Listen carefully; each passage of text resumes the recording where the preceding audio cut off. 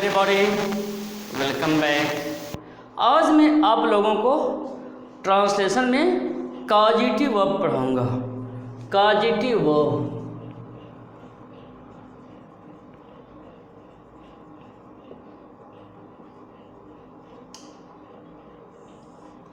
Causative verb बहुत ही ध्यान से देखिए।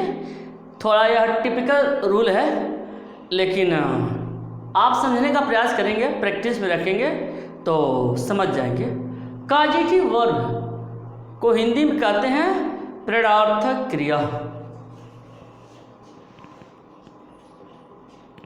प्रेरणार्थक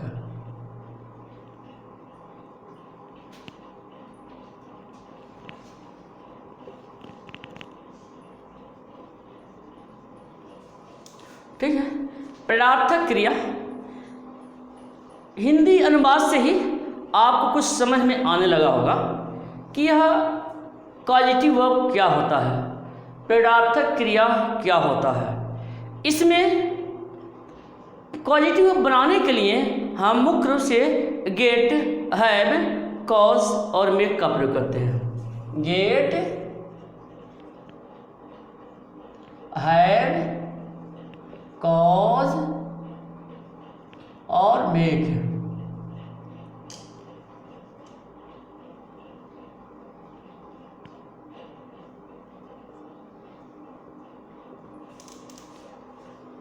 गेट, हैव, कॉज, मेक इन वर्ब्स का प्रयोग करते हैं कॉजेटिव वर्ब बनाने के लिए या ऐसे वाक्यों को अनुवाद करने के लिए। ठीक, तो हमने कहा कॉजेटिव वर्ब प्रेरणार्थक क्रिया और कॉजेटिव वर्ब बनाने के लिए गेट, हैव, कॉज, मेक का प्रयोग होता है। चलिए यहाँ तक समझ में आया। अब हम बताना चाहते हैं कि कॉजेटिव वर्ब किससे कहते हैं, कॉजेटिव वर्ब क्या होता है। ठीक है, तो जान लीजिए।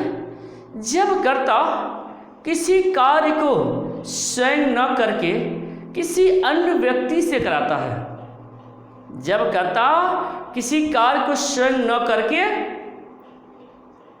किसी अन्य व्यक्ति से कराता है या कराने की प्रेरणा देता है, तो उस वाक्य की क्रिया को प्रेरणार्थक क्रिया या कॉजेटिव वर्ब कहा जाता है।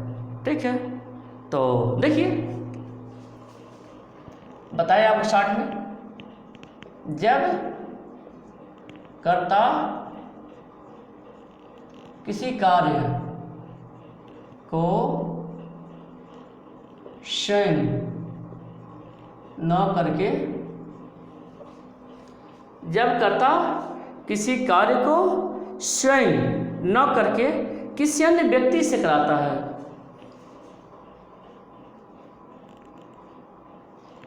किसी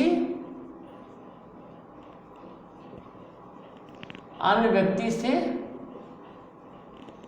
कराता है या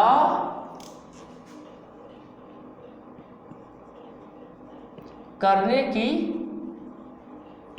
प्रेरणा देता है। जब कर्ता किसी कार्य को स्वयं न करके किसी अन्य व्यक्ति से कराता है या करने की प्रेरणा देता है, तो उस वाक्य की क्रिया को कॉजेटिव वर्ब कहा जाता है। तो उस वाक्य की क्रिया को प्रेरणार्थक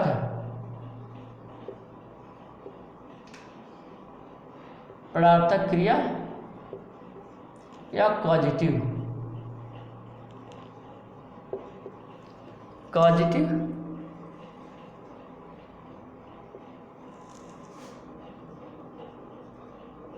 वर्ब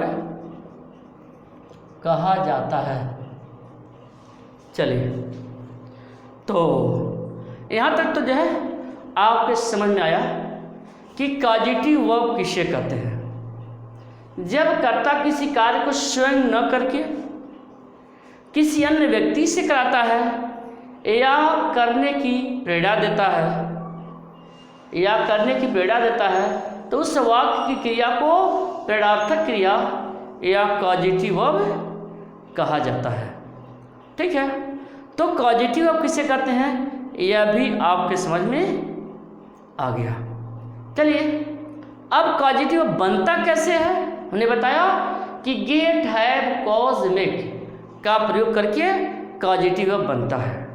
चलिए हम सर्वप्रथम गेट और हैव का प्रयोग करके कॉजेटिव वर्ब बनाते हैं, या हम कॉज और मेक का प्रयोग करके कॉजेटिव वर्ब बनाते हैं। कॉज और make, use of cause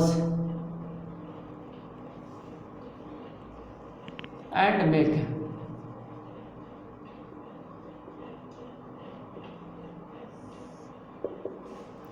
use of cause and make, cause and make का प्रयोग कहाँ करेंगे यह समझिए ध्यान से।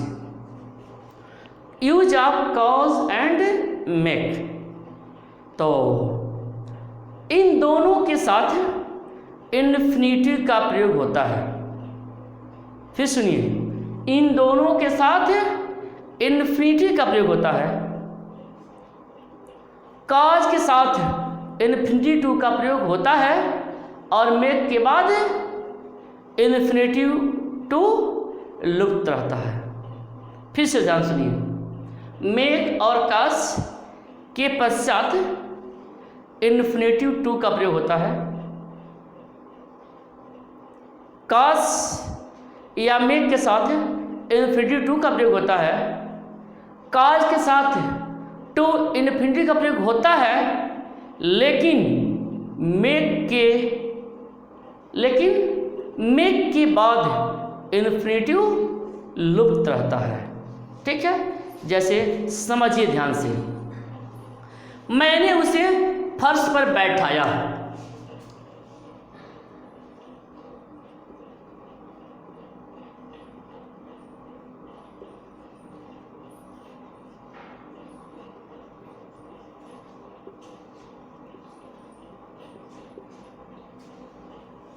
मैंने उसे फर्श पर बैठाया। देखिए यह कॉजेटिव वर्ब है। मैंने उसे फर्श पर बैठाया, जो मैंने है वह काम स्वयं नहीं किया।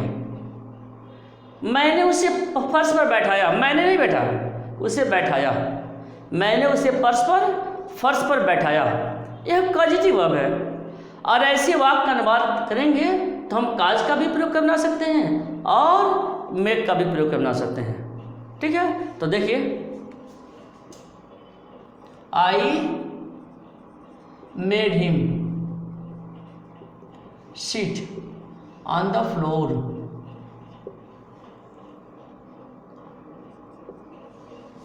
देखिए, मैंने उसे फर्श पर बैठाया, तो बैठाया यह पास्ट इंडिफिनिट में है, तो जो पास्ट इंडिफिनिट है सीट, उसको सीट नहीं बदलेंगे, बल्कि जो वर्ड जिससे कॉजेटिव वर्ब बनता है हम उसका टेंस बदलेंगे।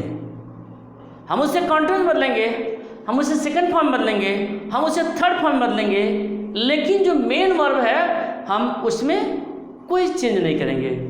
आई मेड हिम सीट, आई मेड हिम, मेड यह कॉजेटिव वर्ब के रूप में है और उसके बाद ऑब्जेक्ट दिया गया है, और ऑब्जेक्ट के तुरंत बाद जो मेन वर्ब होता है हम उसे लिख देते हैं।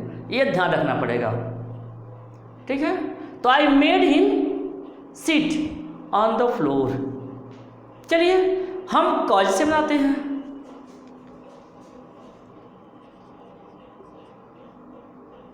I caused him to sit on the floor. देखिए आपके समझ में आ गया होगा।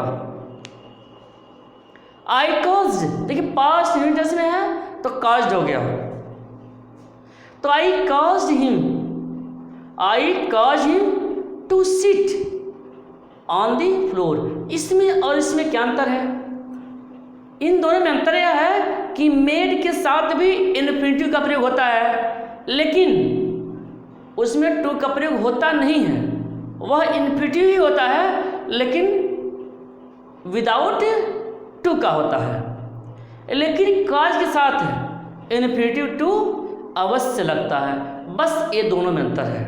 तो यह बात आपको समझ में आ गई। और दूसरी बात आपको यह भी समझ में आना चाहिए कि इसके बाद जो वर्ब होगा वह फर्स्ट फॉर्म में होगा। यह भी आप ध्यान रखिएगा, इसके साथ जो वर्ब होगा वह फर्स्ट फॉर्म में होगा। यानी काज मेक, काज मेक के साथ काज, काज मेक, काज मेक आप ऐसे याद करेंगे, काज मेक मतलब सीएम, सीएम याद कीजिए रहिए, सीएम के साथ वर्ब का थर्ड फॉर्म लगता है, सीएम के साथ वर्ब का फर्स्ट फॉर्म लगता है, सीएम के साथ वर्ब का फर्स्ट फॉर्म लगता है। और सी वाले यानी काज वाले में हम टू लगा देते हैं। बस आप यूँ याद किए रहिए कि सीएम के साथ वर्ब का फर्स्ट फॉर्म लगता है। ठीक है, तो यह आपके समझ में आ गया होगा। और जो पॉजिटिव वर्ब है वह किसी भी टेंस में प्रयोग हो सकता है, प्रेजेंट टेंस में, पास्ट टेंस में, फ्यूचर टेंस में, अफर्मेटिव में, निगेटिव में, इंट्रोगेटिव में, किसी में भी यह प्रयोग हो सकता है। चलिए मैं दूसरा सेंटेंस देखता हूँ। तुम मुझे फर्श पर या तुम मुझसे फर्श क्यों साफ करवा रहे हो, तुम मुझसे फर्श क्यों साफ करवा रहे हो। देखिए इंट्रोगेटिव का वाक्य देखिए,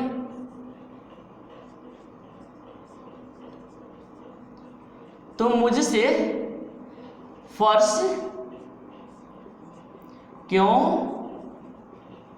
साफ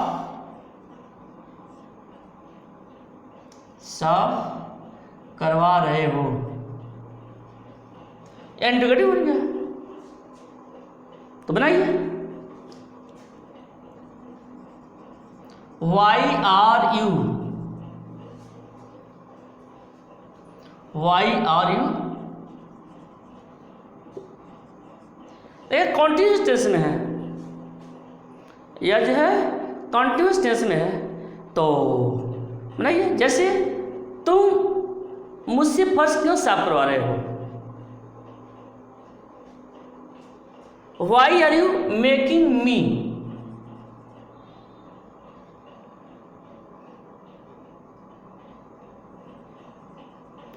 क्लीन द, या स्वीप द, स्वीप लिख सकते हैं, clean the floor.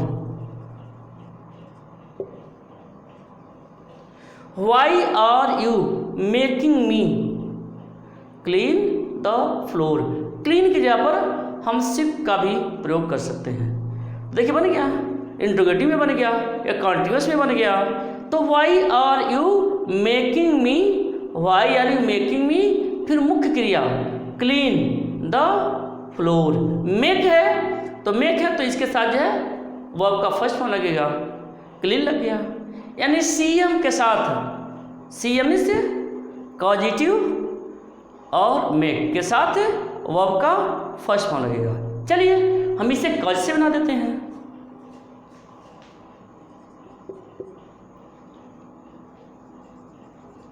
Why are you making me to clean the floor.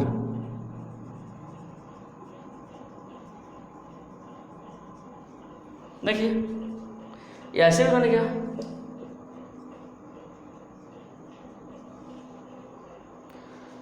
तुम मुझसे फर्श क्यों साफ करवा रहे हो, why are you making me clean the floor. Why are you making me to clean the floor.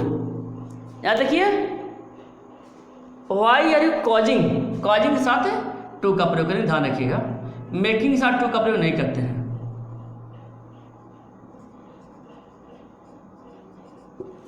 Why are you causing me to clean the floor.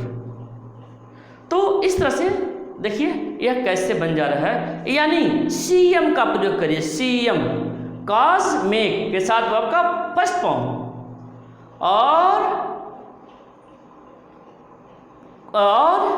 Cause के साथ टू का प्रयोग करेंगे। ठीक है। और जो मेक होगा उसके साथ बेयर इन्फिनिटिव का प्रयोग होगा, यानी बिना टू का। चलिए एक सेंटेंस और देख लेते हैं।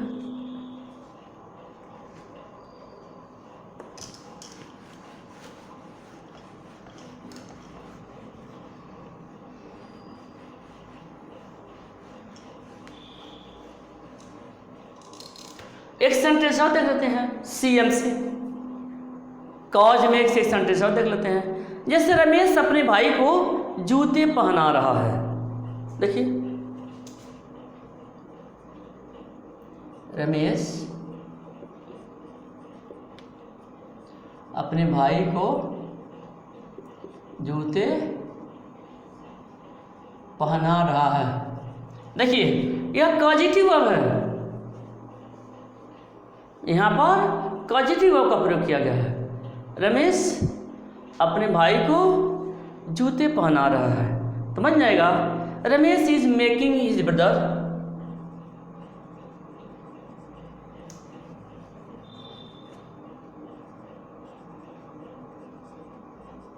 रमेश इज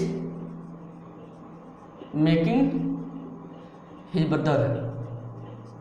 देखिए मेकिंग और ऑब्जेक्ट हो गया। Ramesh is making his brother put on the shoes.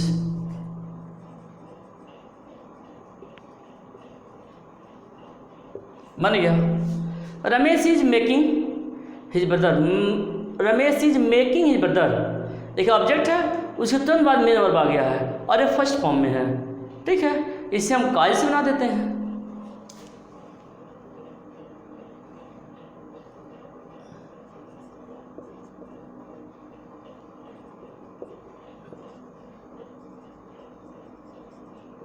Ramesh is causing his brother to put on the shoes।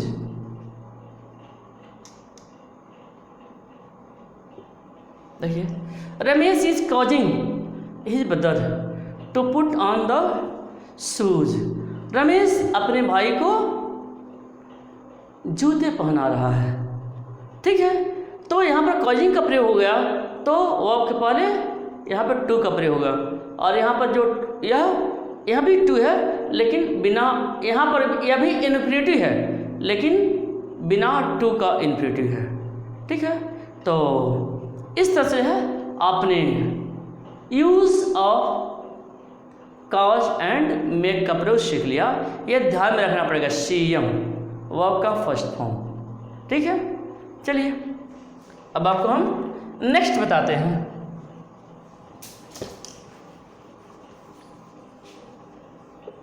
Use of get and have आगे हमें पढ़ाना है।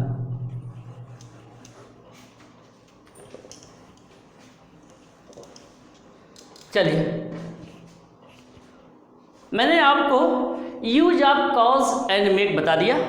ध्यान रखिएगा सीएम के साथ वर्ब का फर्स्ट फॉर्म। ठीक है, चलिए हम गेट और हैव का प्रयोग बताते हैं। Use of get and have.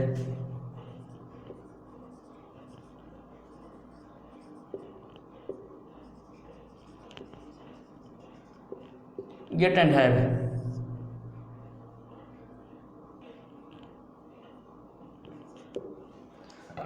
Use of get and have.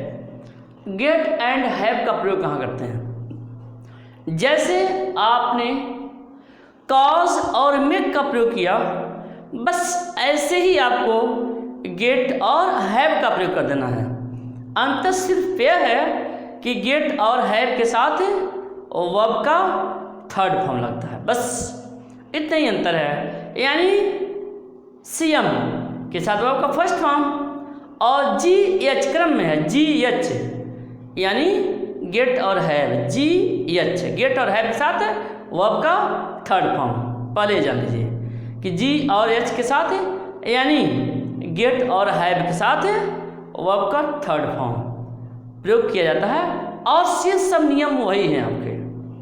ठीक है, कॉजिटिव वर्ब गेट, हैव, काज में ही जो ही परिवर्तन होना है, और उसके बाद ऑब्जेक्ट, फिर जो मेन वर्ब है वह लिखेंगे जैसा आप लिखते हुए आ रहे हैं। चलिए जैसे एक सेंटेंस देते हैं कि निरक्षर मनुष्य ने एक पत्र लिखवाया है।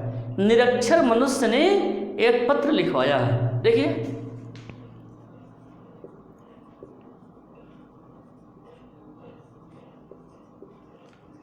निरक्षर मनुष्य ने एक पत्र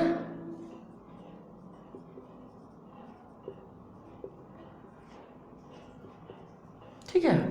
निरक्षर मनुष्य, निरक्षर को हिंदी में कहते हैं, अनिरक्षर को इंग्लिश में कहते हैं इलिटरेट। तो बनाइए द इलिटरेट।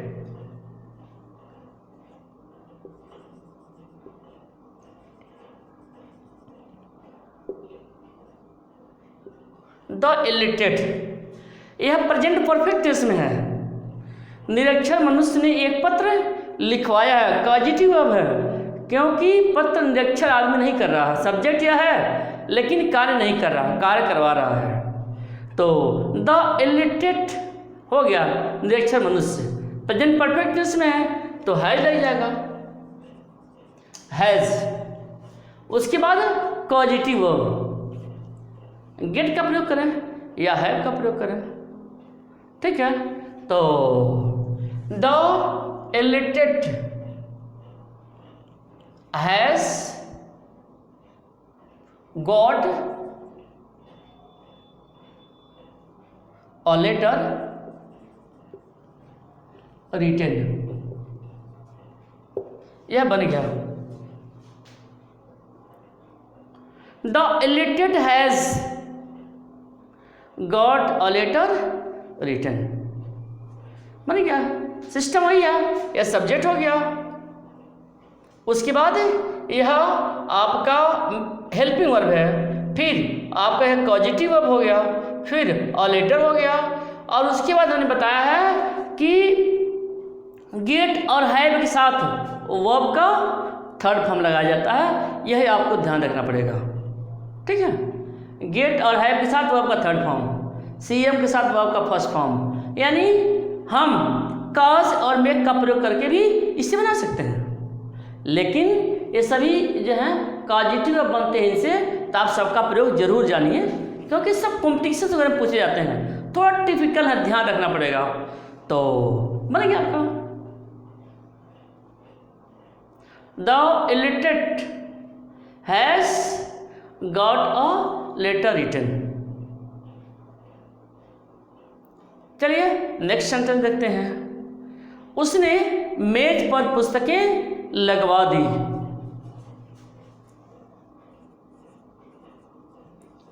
उसने मेज पर पुस्तकें लगवा दी। उसने मेज पर पुस्तकें लगवा दी, अपने नहीं लगाया, दूसरे से काम करवाया, ठीक है। तो बनाइए सब्जेक्ट उसने, लगवा दी ही, फिर कॉजिटिव वर्ब लेंगे। कॉजिटिव वर्ब करना, चलिए हैव का प्रयोग करके बनाते हैं। इसमें जो है गेट का प्रयोग करके बना दिया है, हैव का प्रयोग बनाते हैं। तो यह पास्ट इन्फिनिटिव में है और हैव का प्रयोग करना है, तो हैव जब मुख्य क्रिया के रूप में होता है तो हैव फर्स्ट फॉर्म में होता है, और तब इसका सेकेंड फॉर्म हैड होता है, और थर्ड फॉर्म भी हैड होता है। तो हैव का हम जो है नेक्स्ट फॉर्म लगाएंगे, यानी पास्ट इंडिफिनिट प्रयोग करेंगे तो हैड हो जाएगा। यानी हैड का मतलब यह पास्ट परफेक्ट नहीं, यह पास्ट इंडिफिनिट में यह प्रयोग हो रहा है यहाँ पे, तो यह ध्यान देना आपको, ठीक है। तो ही had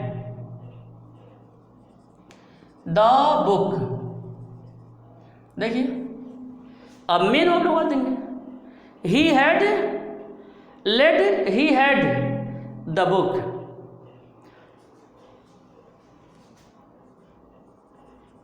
lead on the table, बन गया। He had the book laid on the table, had लग गया है, यानी हैव के साथ वर्ब का थर्ड फॉर्म। देखिए यहाँ पर थर्ड फॉर्म में, लेड जो है यहाँ पर थर्ड फॉर्म में है। तो इस तरह से आपके समझ में आ गया होगा।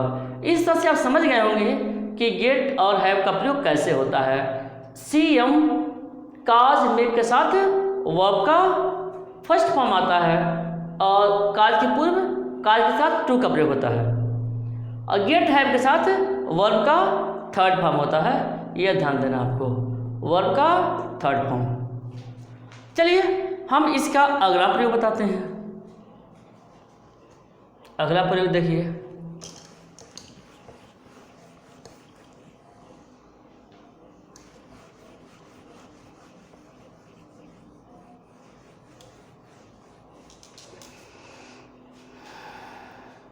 जैसे थर्ड गेट तथा हैव के साथ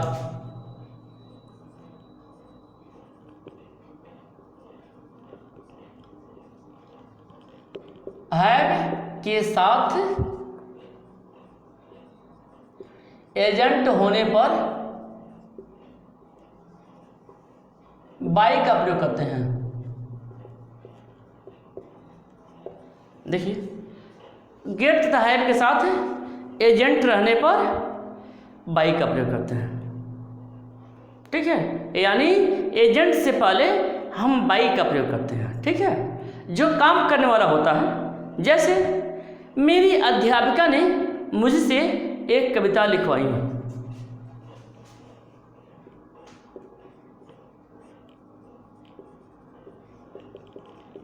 अध्यापिका ने मुझसे एक कविता लिखवाई।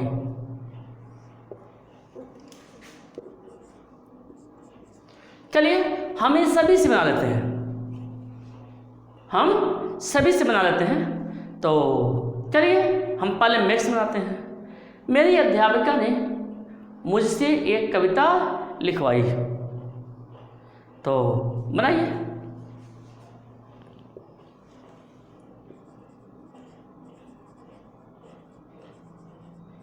माई क्लास टीचर लिखवाई, मेक से बनाते हैं, पास्ट यूनिट में है तो मेक का second form. My class teacher made, लिखवाई वर्ब का सेकंड फॉर्म होगा। My class teacher made me write a letter. देखिए my class teacher made me, देखिए made positive of made me, object आ गया, फिर उसके बाद मेन वर्ब यानी वर्ब का फर्स्ट फॉर्म, सी एम के साथ वर्ब का first form, C M cause और मेक, ठीक है, यहाँ पर मेक का सेकंड फॉर्म मेड है। तो my class teacher made me write a letter.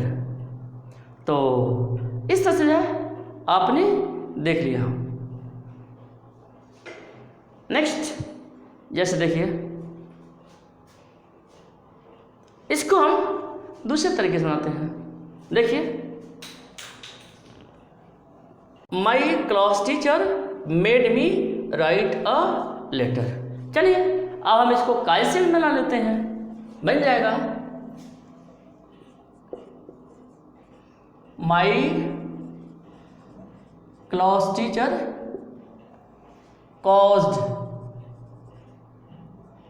caused me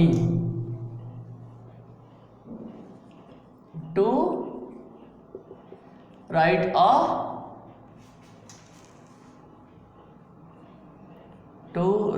a letter।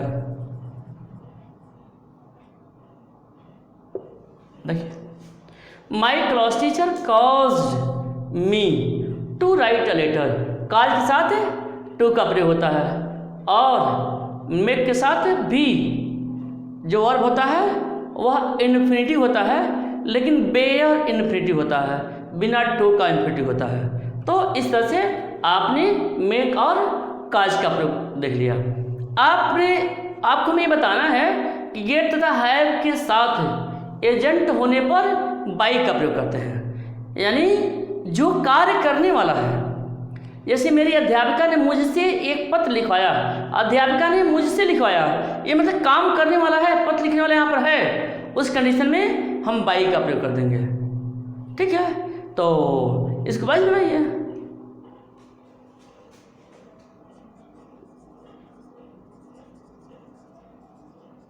My class teacher got a letter, देखिए my class teacher got a letter, my class कविता लिखवा है ना, my class teacher got a poem,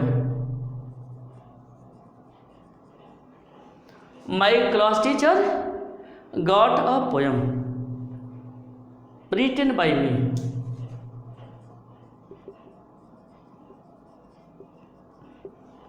देखिए आपको दूसरा rule भी समझ में आ गया होगा। जैसे मैंने आपको बताया था कि गेट और हैव के साथ वर्ब का थर्ड फॉर्म लगा दिया। अब फिर हमने इसमें यह बताया है कि यदि इसमें एजेंट है, वह काम करने वाला व्यक्ति है, तो हम बाई का प्रयोग करके उसे लिख देंगे, यानी यह व्यक्ति जो है वह कार्य कर रहा है। ठीक है, काम करने वाला है, एजेंट है, तो उस कंडीशन में हम बाई का प्रयोग कर देंगे। चलिए अब हम इसे हैव से मिला लेते हैं।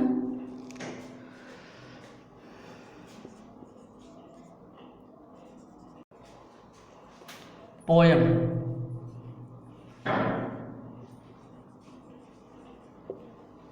चलिए तो my class teacher got a poem written by me. चलिए अब मैं इसको हैव से बना देता हूँ। हैव, यहाँ पर हमें सेकंड फॉर्म लिखना पड़ेगा, तो हैव का हेड हो जाएगा।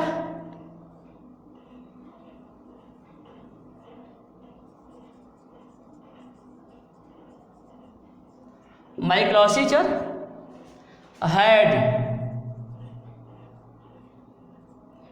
My class teacher had a poem, my class teacher had a poem, had a poem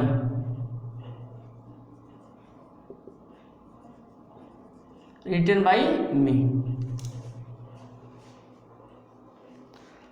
तो इस तरह से जो है आपने देखा, my class teacher made me write a poem, write a poem. तो इस तरह से आपके समझ में आ गया होगा। My class teacher had a poem written by me, यानी जब एजेंट का प्रयोग हुआ रहेगा वाक्य में, तो उस कंडीशन में गेट हैव के साथ बाई का प्रयोग करेंगे, एजेंट के पहले बाई का प्रयोग करेंगे। मेरी अध्यापक ने मुझसे एक कविता लिखवाई। My class teacher made me write a poem, made verb का first form. My class teacher caused me to write a poem, ठीक है। My class teacher got a poem written by me, ये भी सही है। गॉट के साथ यानी गेट के साथ वो आपका थर्ड फॉर्म लग जाएगा। My class teacher had, had के साथ वो आपका third form, a poem written by me. इस तरह से आपको यह कॉजेटिव वर्ब समझ में आ गया होगा। ओके।